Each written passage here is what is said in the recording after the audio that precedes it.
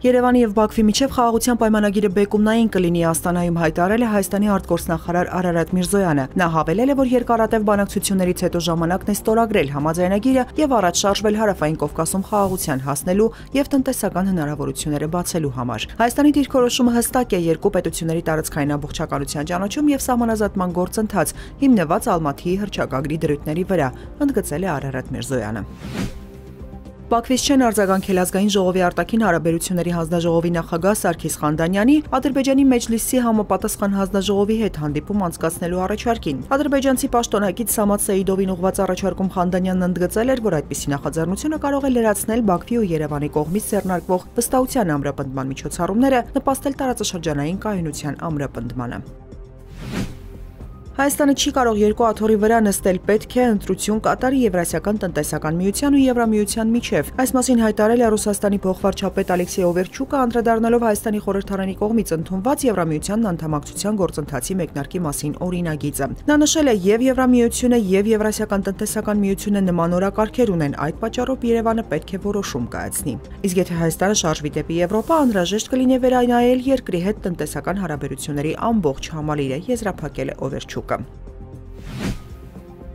Գլխավոր դատախազ Աննա Վարդապետյանը ազգային ժողովում ներկայացրել է պատիվունեմ խմբակցության պատգամավոր Տարոն Մարգարյանի նկատմամբ քրեական հետապնդում հարուցելուն համաձայնություն տալու մասին միջնորդագիրը։ Նա նշել է, որ Մարգարյանը մեղադրվում է 2 դպրոցի եւ 1 մանկապարտեզի տարածքներն ապօրինաբար օտարելու եւ փողերի լվացման մեջ։ Ինքը Մարգարյանը այս ամենն իր դեմ արդեն 7 տարի շարունակվող քաղաքական հետապնդման հերթական դրվագ է որակում։ Մինչ այդ քաղաքացիական պայմանագիր խմբակցությունը փակ նիստ է անցկացնում, պատգամավորներից մի քանիսը Ֆակտոր TV-ին փոխանցել են, որ քննարկելու են ինչպես քվեարկել Հովիկ Աղազարյանին եւ Տարոն Մարգարյանին պատգամավորական անձեռնմխելիությունից զրկելու հարցի վերաբերյալ։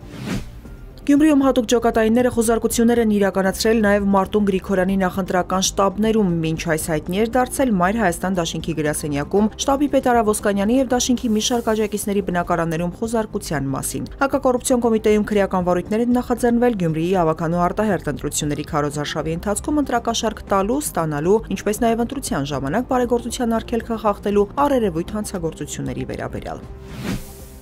Կաշառք տալու եւ ստանալու ենթադրյալ դեպքով խոզարկություն է իրականացվել Վարդենիսի համայնքապետ Ահարոն Խաչատրյանի տանը եւ համայնքապետարանում կալանավորվածներ կան։ Ըստ հակակոռուպցիոն կոմիտեի գործողություններն իրականացվել են կոմիտեում քննվող քրեական գործի շրջանակում։ Ֆակտոր TV-ի տեղեկություններով կալանավորված անձինք 3-ն են, բոլորն էլ համայնքապետարանի աշխատակիցներ, Ահարոն Խաչատրյանը նրանց թվում չէ։ Փարիզը 2 միլիարդ եվրոյի ռազմական օգնության նոր փաթեթ կտրամադրի Կիևին, հայտարարել է Ֆրանսիայի նախագահ Էմանուել Մակրոնը Ելիսեյան պալատում Ուկրաինայի նախագահ Վլադիմիր Զելենսկիի հետ հանդիպմանը։ Ուկրաինան կստանա հակատանկային հրթիռներ, Միրաժ կործանիչների համար նախատեսված հրթիռներ, հոբ միջոցներ, զրահատեխնիկա։ Մակրոնը նաև հայտարարել է, որ Ֆրանսիան օգնում է զարգացնել զենքի արտադրությունը հենց Ուկրաինայում։ Միաժամանակ այսօր Փարիզում տեղի է ունենալու Ուկրաինայի դաշնակից եվրոպական երկրների գագաթնաժողովը։